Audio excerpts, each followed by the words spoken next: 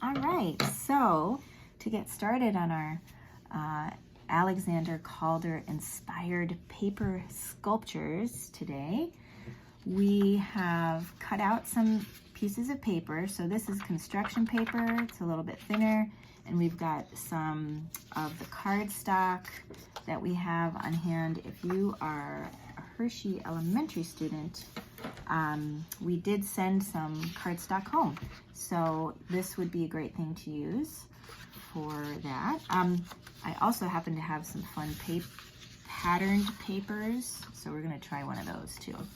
So you just want to cut, like we cut an 8.5 by 11 size paper apart into 2 strips.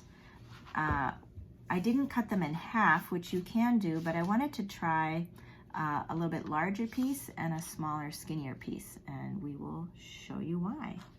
So, you want to start with that one? Okay. Do you want to say hi? No? Okay. Not It's saying hi today. All right, it's weird. I know it is weird. We have scissors, and then we've got some things to decorate with, but you could also definitely use colored Sharpies for this one if you have those and you have a little bit older children. All right, let's dive in. So look, here's what we're gonna do. So we can take this piece of paper and we're gonna fold it exactly in half, and we're gonna be really careful to line up the corners so that it's really straight. Get a nice fold on that.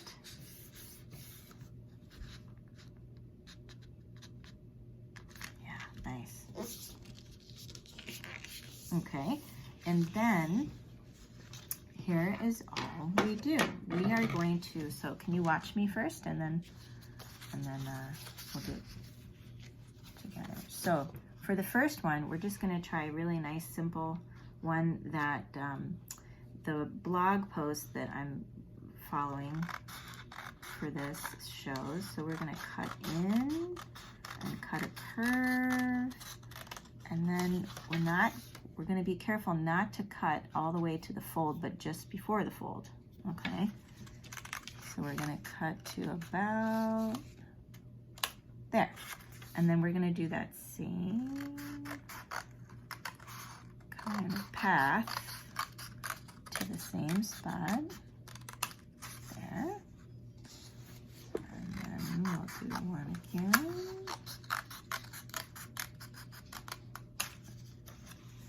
Okay, we definitely want to make sure not to cut through there, and then we could do maybe a little bit fatter one. And then that's going to be a really short little corner. Boom, there. And I think I'll leave that one actually. Yeah. Okay, so then what we do is open this up, and then on each side of the paper, we're going to fold back and forth. So we're going to take the top and we're going to fold it this way, and we're going to line it up with the top there. Fold. And then we're going to take this one and fold it back the other way. There. And then we're going to keep flipping it over. This one goes this way. This one goes this way. Oh. We're going to keep the bottom legs lined up. It's kind of important to keep the bottom legs straight. And then we're going to fold this one this way. Again, so here's where we really want to line up here. Along the bottom of the legs, so to speak. All right, we're going to open that back up. And then we're going to do this side. Same thing. So we're going to do it this way, and this way. Do you want to cut while I'm folding? You want to cut yours?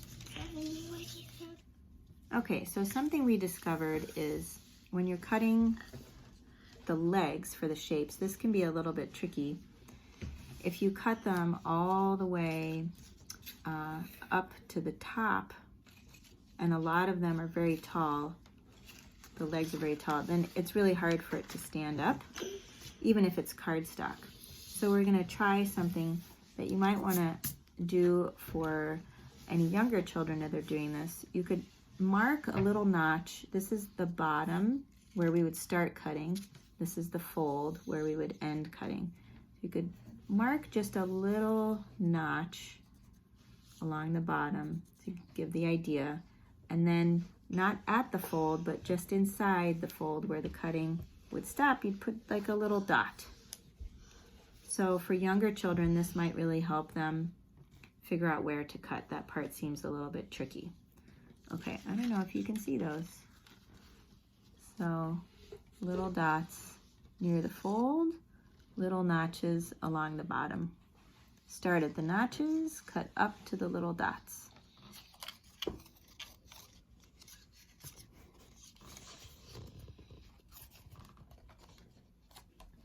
Okay, did you get them back and forth? Oh yeah, and then one more. Do this. Do this one this way, right? And line up. So you want to line up the top there. There. All right. Now we can separate out our sculpture in some way that we think looks cool, like a spider, like a weird little... Yeah, see, it looks really cool from the side here.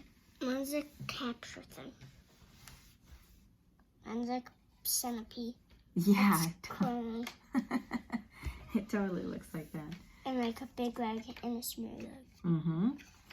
All right, now the fun part is that we can flatten this back out and we can add some decoration. So a cool decoration for this would be like Dots or stripes. yeah, patterns. And you are a master at patterns. So I'll let you decorate this one. We might try some different kinds of papers and different kinds of things to decorate with.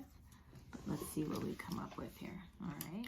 Okay, I just realized there's another thing that I could talk about that I would usually talk about with children in front of me.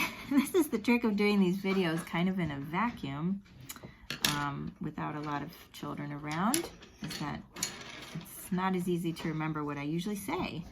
So when we're using Prismacolors, this is a primary example of how you can get these beautiful rich colors out of the pencils if you really are careful with your drawings. So here's what I mean. When you're doing any kind of coloring in, you really want to fill in that color really nicely. So if you go really quick and you do these kind of crazy things, it doesn't really look as nice. It's kind of scribbly. But the beautiful thing about these colored pencils is taking your time and really filling in and getting a nice rich color out of them, because that's what they're made for. So take your time filling in. You can do a couple layers. It's also kind of interesting in your patterns to change it up. So you might do some like really giant dots like this.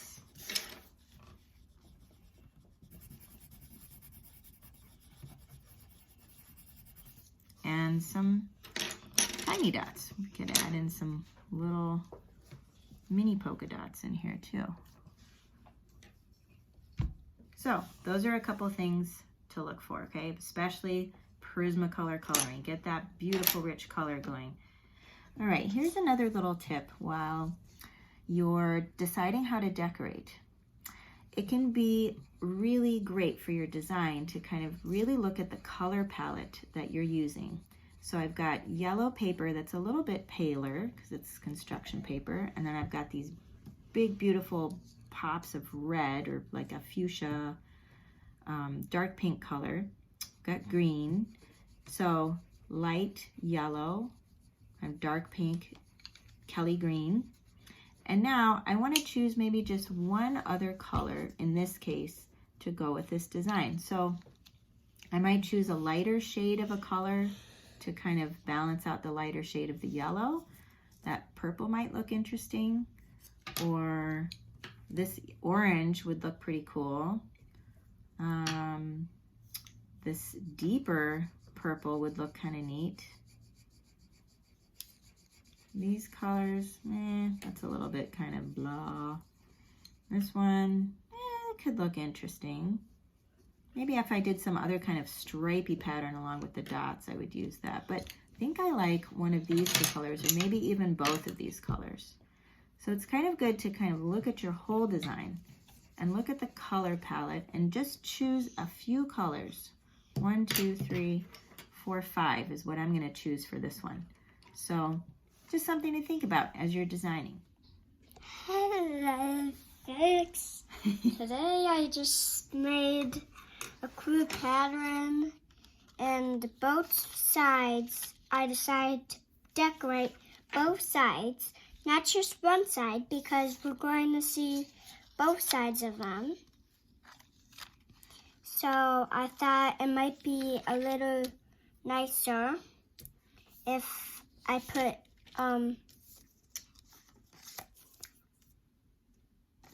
like patterns on both sides, so it would stay beautiful. Bye. All right, so now when it comes to setting these up and you're all done decorating and you want to spread it out, you want to kind of get that middle fold nice and sturdy again, and then just kind of redo your folds here, okay? And then you want to spread out the legs so they're kind of evenly spread out. So what do you think? This should go back? You can decide how you'd like it out.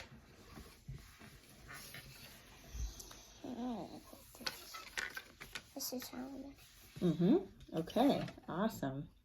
So now you can kind of look all the way around and see what you think. Add anything if you want. Looks really cool. Dad. Yeah. All right, so the construction paper ones, I think they're going to, need a little delicate kind of setting up here, but we're gonna spread out the legs enough so that it stands up. There we go. Mom, can we make Pretty another awesome. one? Absolutely, we will make more. So here's some ideas to get you rolling. After you separate the legs out and spread them out, you can kind of play with the shapes of the edges here, which would be very Calder-esque of us, just like Alexander Calder would play with these kind of shapes here. And this one I used a hole punch and punched some holes into one of the legs. So just really kind of let your creativity fly here and see what you can come up with. Here's another one where I just played with having some fun cuts going, or I should say the way that I cut into the paper was on a jagged kind of cut back and forth. So then when it's separated out, or when it separates out, it looks really kind of funky and cool like that. I also added some little scrap pieces of paper coming off the top. Just thought that added a nice little pop on there. We also had some fun with one where we added some sparkly glue as our decoration. So that was kind of fun to play with. So now it's your turn. And I cannot wait to see all your creations, see what you come up with, and please share them wherever your parents feel is appropriate. And adults, jump in there and have some fun too, and share yours too. Okay, thanks so much for watching, and I'll see you soon again.